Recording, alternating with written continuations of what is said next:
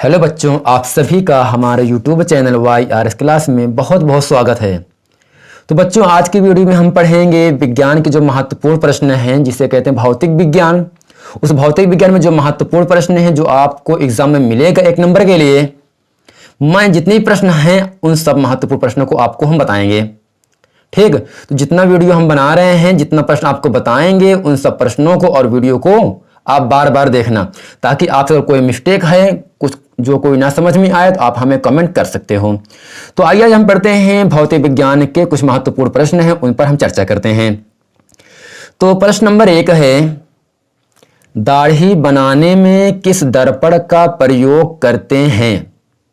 जब आप सैलून पे जाते हो, जब बाल करवाने जाते हो या दाढ़ी बनवाने जाते हो, तो आप वहां पर आपका फिगर जो कांच लगा होता है, तो उस कांच में आपका फिगर बनता है ना। अगर कांच ना हो बच्चा, क्या आप बाल बनवा सकते हो? आप देख पाओगे नहीं। जब आप नहीं देख पाओगे, आपका बाल किस प्रकार से भी काटा जाए आप समझ नहीं पाओगे। यानी जो कांच लगा होता है, जो दाढ़ी बनाने में जो दर्पण लगा होता है, उसमें कैसा दर्पण होता है, कहने का मतलब यही है। ऑप्शन यहां पे है अवतल दर्पण, उत्तल दर्पण, समतल दर्पण, इनमें से कोई नहीं। प्रश्न है, दाढ़ी बनाने में किस दर्पण का प्रयोग करते हैं? अवतल दर्पण आपके पास वेट करते हैं हम 1-2 सेकंड के लिए, आप समझ लेना मन में। उत्तल दर्पण, समतल दर्पण, इनमें से कोई नहीं। अगर आप समझ गए होंगे इसका आंसर ये हो, तो हम बता दे रहे हैं, जो कठिनाई हो उसको आप समझ लेना यहां से। तो यानी दाढ़ी बनाने में हम अवतल दर्पण का प्रयोग करते हैं। क्या करते हैं? अवतल दर्पण का प्रयोग करते हैं दाढ़ी बनाने में। तो उम्मीद करते हैं आप समझ गए होंगे, यानी दाढ़ी बनाने में हम अवतल दर्पण का प्रयोग करते हैं। तो प्रश्न नंबर 2 है, तो बच्चों प्रश्न नंबर 2 है, अपसारित करने वाले दर्पण को क्या कहते हैं? अपसारित फैलना, अभिसारित एक बिंदु पर आकर मिलना। तो यहां दर्पण कह रहा है, कौन सा दर्पण है जो अपसारित करता है? अर्थात अपसारित करने वाले दर्पण को क्या कहते हैं? ऑप्शन आपके पास है अवतल दर्पण, समतल दर्पण, उत्तल दर्पण, गोलीय दर्पण। तो यहां है अपसारित यानी फैलाना, वो आपका होता है उत्तल दर्पण में होता है। अगर यहां पर अभिसारित होता, अगर मान लो एग्जाम में आपको लिखा रहे प्रश्न में अभिसारित, अगर अभिसारित होगा दर्पण होता है अवतल दर्पण कहेंगे उसे हम। लेकिन अगर अपसारित है, उस अपसारित को हम उत्तल दर्पण के नाम से भी जानते हैं। तो प्रश्न नंबर 3 है, निर्वात में प्रकाश की चाल होती है। निर्वात अर्थात जहां पर वायु ना रहे, निर्वात अर्थात जहां पर वायु ना रहे, तो वहां पर प्रकाश की स्पीड क्या होती है, प्रकाश की चाल क्या होती है? तो ऑप्शन है 5 × 10⁶ मीटर पर सेकेंड, दूसरा है 8 × 10⁻13 मीटर पर सेकेंड, तीसरा है 3 × 10⁸ मीटर पर सेकेंड, और चौथा है इनमें से कोई नहीं। अर्थात जहां पर प्रकाश, अर्थात निर्वात में प्रकाश की चाल होता है 3 × 10⁸ मीटर पर सेकेंड होता है। इसको आप याद रखना, ठीक। अच्छा प्रश्न है, हो सकता है एग्जाम में आपको मिले 1 नंबर में। तो अगला प्रश्न नंबर 4 है, वाहनों में पीछे का दृश्य देखने के लिए किस दर्पण का प्रयोग करते हैं? यानी जो वाहन है, जो गाड़ी है, या 2 चक्का हो, 4 चक्का हो, 4 व्हीलर हो, ट्रैक हो, कोई भी अगर वाहन है, तो पीछे का दृश्य देखने के लिए उसमें दर्पण लगाए जाते हैं। जो चालक हो, जो ड्राइवर होता है, ड्राइवर के बगल पीछे का दृश्य देखने के लिए, पीछे के नज़ारों को देखने के लिए, कौन सी गाड़ी आ रही है, कौन सी बाइक कितनी दूरी पर है, तो उस वस्तु को देखने के लिए, अर्थात पीछे की वस्तु को देखने के लिए वाहनों में जो चालक होते हैं उनके बगल एक दर्पण लगाया जाता है। उस दर्पण को हम क्या कहते हैं? तो ऑप्शन है समतल दर्पण, दूसरा है उत्तल दर्पण, तीसरा है अवतल दर्पण, और चौथा है उत्तल और अवतल दोनों। तो आपको याद रखना है, वाहनों में पीछे का दृश्य देखने के लिए हम उत्तल दर्पण का प्रयोग करते हैं।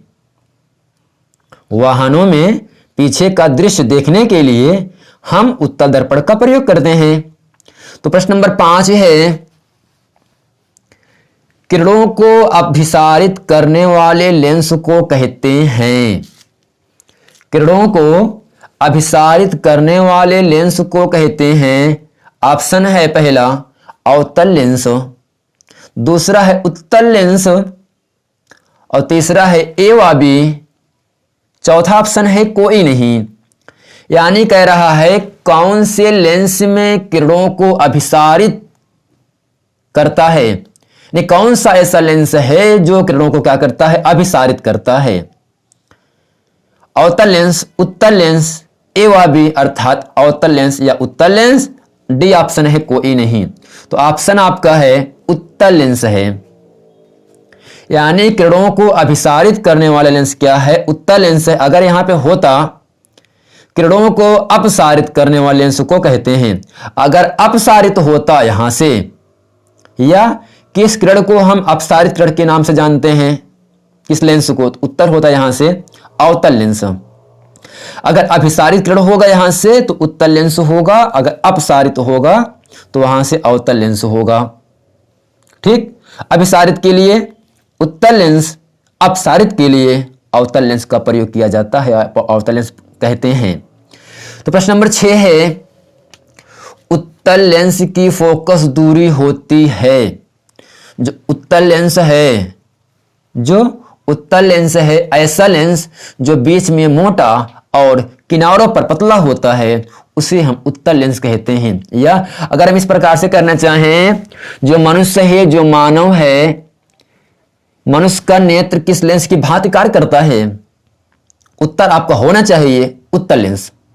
क्या होना चाहिए, उत्तल। यानी मनुष्य के नेत्र में किस लेंस का प्रयोग किया जाता है, उत्तल लेंस होता है। यानी उत्तल लेंस की भांति मनुष्य का नेत्र कार्य करता है। तो यहां पर कह रहा है उत्तल लेंस की फोकस दूरी होती है, धनात्मक होता है, ऋणात्मक होता है, दोनों। डी ऑप्शन है केवल ऋणात्मक होता है। उत्तल लेंस की फोकस दूरी कितनी होती है, अगर यहां पर होता समतल, समतल लेंस की फोकस दूरी अनंत होता है। अगर उत्तल कहे, उत्तल लेंस की फोकस दूरी धनात्मक होता है। क्या होगा, धनात्मक होता है। यानी अगर ऑप्शन में कहें किस लेंस की फोकस दूरी धनात्मक होती है, उत्तर आपका होना चाहिए उत्तल लेंस। क्या, उत्तल लेंस। अगर कहे किस लेंस की फोकस दूरी ऋणात्मक होती है, उत्तल होना चाहिए अवतल लेंस। क्या, अवतल लेंस। अगर कहे किस दर्पण की फोकस दूरी अनंत होती है, आपको उत्तर होना चाहिए समतल दर्पण। इस समतल दर्पण जो सपाट रहे, ना उभरा हुआ रहे ना दबा हुआ रहे, उसे कहते हैं समतल दर्पण। और समतल दर्पण की फोकस दूरी अनंत होती है। क्या होती है, अनंत। प्रश्न नंबर 7वां है, निम्नलिखित में से किस दृष्टि क्षेत्र सबसे अधिक होता है। निम्न में से किसका दृष्टि में देखना क्षेत्र यानी पूरा फैलाव सबसे अधिक होता है। ऑप्शन है समतल दर्पण, उत्तल दर्पण, अवतल दर्पण या उत्तल लेंस। कौन सा है, समतल दर्पण है, उत्तल दर्पण है, अवतल दर्पण है, और डी ऑप्शन आपका है उत्तल लेंस। तो यहां पर आपका ऑप्शन सही होगा उत्तल दर्पण।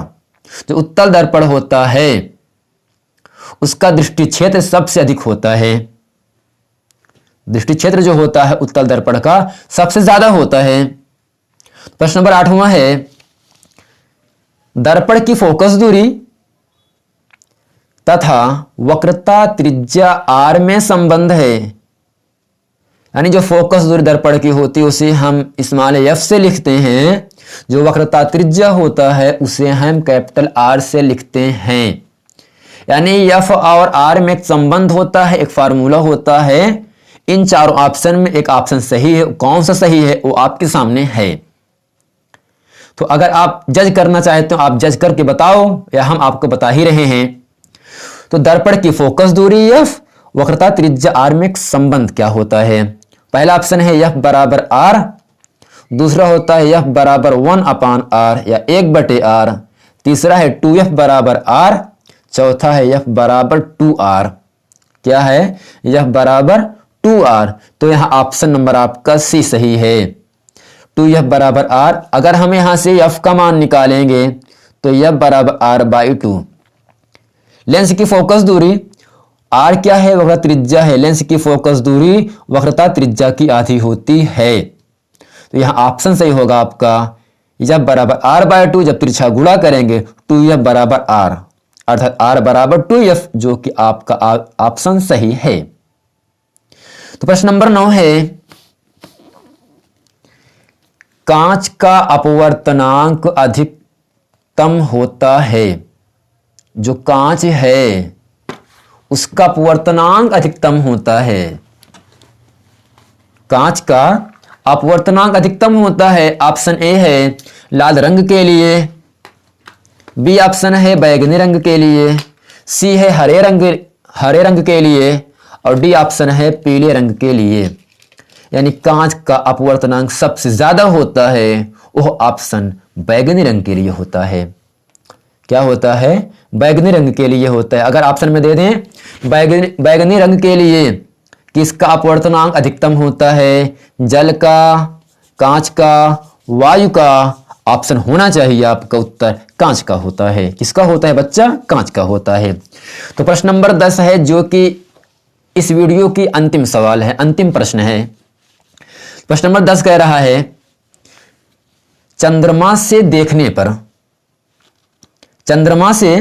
देखने पर आकाश दिखाई देता है। आकाश में आसमान क्या होता है? आसमान होता है। नभ गगन व्योम अंबर अंतरिक्ष, इन सब का माने होता है पर्यायवाची शब्द हैं जिनका अर्थ होता है आकाश यानी आसमान। तो ऑप्शन यहां से कह रहा है प्रश्न, चंद्रमा से देखने पर आकाश दिखाई देता है, आसमान दिखाई देता है। कहां से देखने पर? चंद्रमा से देखने पर। तो ऑप्शन ए है लाल, दूसरा है बैगनी, तीसरा है काला, चौथा है पीला। इन चारों ऑप्शन में चंद्रमा से देखने पर आकाश दिखाई देता है, वो ऑप्शन कौन सा आपका है? वो ऑप्शन आपका सी है, काला। यानी जब हम चंद्रमा से आकाश को देखते हैं तो दिखाई पड़ता है काला। क्या दिखाई पड़ता है? काला। तो उम्मीद करते हैं ये वीडियो आपको बहुत अच्छे से समझ में आया होगा।